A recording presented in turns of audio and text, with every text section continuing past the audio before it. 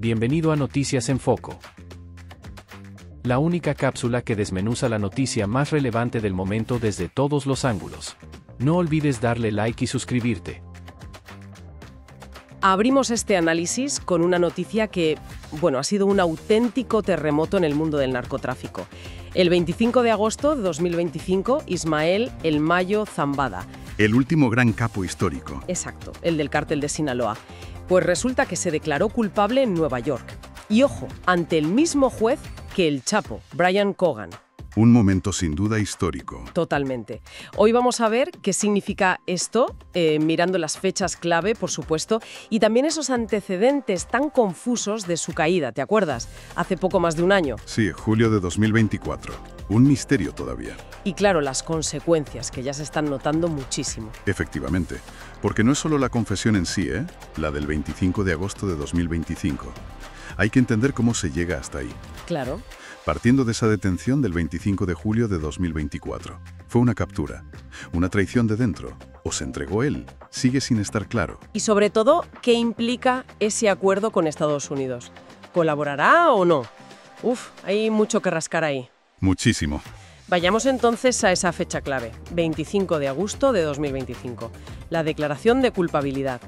¿De qué se declaró culpable exactamente? Pues mira, de los muchos cargos que tenía, admitió dos principales.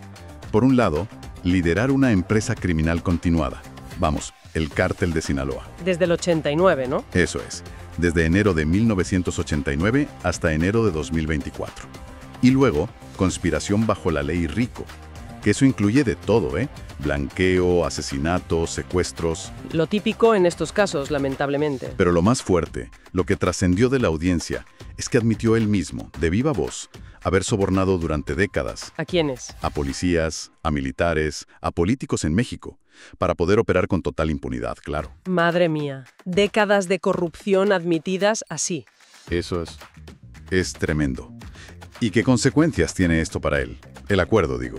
Pues, a ver, lo primero es que evita el espectáculo de un juicio público. Que seguramente habría sido larguísimo y muy mediático. Exacto. Pero a cambio pierde el derecho a apelar la sentencia. Y esa sentencia, que la conoceremos el 13 de enero de 2026, todo apunta a cadena perpetua. O sea, que morirá en prisión. Muy probablemente. Además, le piden un decomiso de, agárrate, $15.000 millones. 15.000 millones. Una cifra astronómica. Y parece que también pidió perdón por el daño causado. Un final, que nadie se imaginaba hace solo unos años para El Mayo. Desde luego. Pero para entender esto tenemos que irnos atrás, a ese 25 de julio de 2024, el día que todo cambió para él. ¿Cómo fue? Sigue siendo la gran pregunta.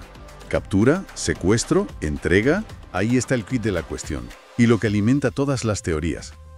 Su abogado, Frank Pérez, mantiene la versión del secuestro.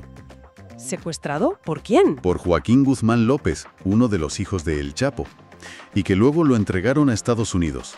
Dicen que el propio Zambada lo afirmó en una carta. Vaya, suena a película. Totalmente. Pero por otro lado, hay analistas, como Jesús Esquivel, que citan fuentes que sugieren una rendición pactada. Incluso hay un detalle. ¿Cuál? Que al parecer Zambada dijo algo como «ya llegué» al bajar del avión en Nuevo México, como si supiera a dónde iba. ¡Qué fuerte! Y claro, el silencio oficial tanto de Estados Unidos como de México sobre cómo ocurrió, pues no ayuda a aclarar nada. Y precisamente esa falta de claridad oficial es lo que da alas a la teoría de la traición interna, ¿verdad? Justo. Una traición que habría reventado el cartel desde dentro. Exacto. La teoría más comentada es esa, que el Chapo, desde la cárcel, buscó beneficios para sus hijos detenidos, Ovidio y Joaquín. Entregando a su socio de toda la vida. Entregando a El Mayo. Sea verdad o no, lo que es un hecho es que la alianza histórica que formaba el núcleo del cártel de Sinaloa, pues saltó por los aires. Y con eso, la guerra que estamos viendo ahora mismo en Sinaloa. Una guerra brutal, sí. Por un lado está la Mayllisa, los leales a Zambada, que ahora parece dirigir su otro hijo, Mayito Flaco. ¿Aliados con quién? Pues fíjate, con antiguos enemigos o restos de ellos. Los Beltrán Leiva, gente de Caro Quintero. Curioso. Y por el otro lado, claro, los Chapitos, con Iván Archibaldo y Jesús Alfredo al frente. Es un conflicto con unas raíces familiares muy profundas, No olvidemos que otros Zambada ya colaboraron con EUE en el pasado. el propio Vicentillo. Cierto, cierto. Lo que nos lleva de cabeza a la gran pregunta sobre las consecuencias actuales. ¿Va a colaborar el Mayo o no? Su abogado lo niega rotundamente. Dice que la información que tiene el Mayo se va con el Mayo. Es la línea oficial de la defensa, sí, tiene que decirlo. Sin embargo... ¿Siempre hay un sin embargo? Siempre. Que la Fiscalía retirara la petición de pena de muerte, que es algo muy gordo, y la propia naturaleza de estos acuerdos, pues hace pensar a muchos analistas que sí hay o habrá cooperación. ¿Y qué podría ofrecer? ¿Información sobre qué? Pues imagínate, corrupción al más alto nivel en México, rutas de narcotráfico, redes financieras, información sobre cárteles rivales como el CJNG, sería oro molido para EU. ¿Y a cambio de qué? Mejores condiciones en la cárcel, tiene ya 75 años, lo dijo en la audiencia. O quizás protección para su familia ahora que hay guerra abierta. Esas serían las motivaciones lógicas, ¿no? Su edad, la situación de su familia, la guerra interna. Y como decía, la historia de su propia familia, con hijos y hermanos que ya colaboraron, pues sugiere que esa puerta nunca está del todo cerrada, por mucho que ahora lo nieguen. Es un juego complejo. Mientras tanto, las reacciones oficiales.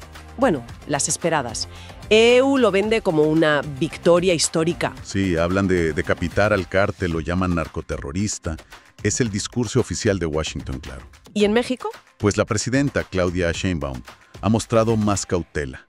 Dice que cualquier declaración sobre corrupción necesita pruebas y que tiene que pasar por la Fiscalía General de la República, la FGR. Pero, ¿realmente la FGR puede o quiere investigar eso a fondo? ¿Con la admisión de Zambada sobre la mesa? Esa es la gran duda que tienen muchos analistas. La capacidad o la voluntad real de tirar de ese hilo tan complicado y peligroso que ha señalado Zambada. Y mientras se decide todo esto, y aunque el propio Zambada, a través de su abogado, pidió calma, la violencia en Sinaloa sigue. Sí, es la triste paradoja. Un supuesto llamamiento a la paz desde la cárcel, mientras la guerra que, en parte, provocó su caída, sigue ahí, desatada. En resumen, estamos viendo el fin de una era. La confesión histórica de uno de los narcos más míticos, más poderosos, más esquivos, admitiendo décadas de crimen y corrupción. Impensable. Pero es un final, como decíamos, lleno de sombras. Dudas sobre si colaborará de verdad, una guerra interna del cártel que está lejos de acabar y la incógnita de cómo se va a reorganizar todo el mapa criminal. La caída de un rey no siempre significa el fin del reino, ¿eh? Nos queda entonces una reflexión final ahí, flotando, con la defensa negando cualquier pacto y la fiscalía celebrando, pero sin dar detalles concretos. ¿Cuánta información crucial sobre esas conexiones profundas entre el poder y el crimen organizado se va a quedar enterrada con el Mayo? ¿O es solo cuestión de tiempo que empiecen a salir fragmentos, quizás en otros juicios en EU, y nos obliguen a repensar otra vez esa relación tan turbia entre los dos países? Ahí lo dejamos.